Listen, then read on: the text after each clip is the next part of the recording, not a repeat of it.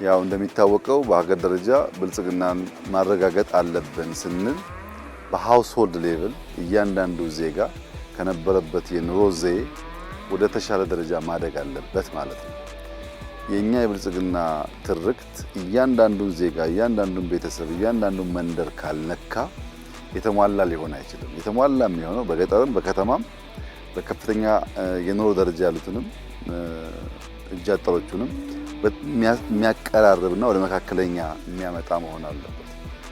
በከተማ የከተማ ኮሪደር ብለን ላለፉት 4-5 ዓመታት የእጅ አጠር ሰዎች ቤት እያፈረስን መንደሮች እንደቀየርን ይታወቃል። ለምሳሌ እኛ አዋሪ አካባቢ በጣም ዝቅተኛ የሚባል የአኗኗር ዘይቤን የሚኖሩ ዜጎቻችንን አካባቢውን ለመቀየር ቤት ገንብተን ለመስጠት ሞክረናል እና ያ ልምምድ በግል ሀብት ያላቸው ሰዎች፣ ጉልበት ያላቸው ወጣቶች፣ መርዳት የሚፈልጉ ሰዎች ታክለውበት በከተሞች አካባቢ በመቶ ሺዎች የሚቆጠሩ ቤቶች ተሰርተዋል።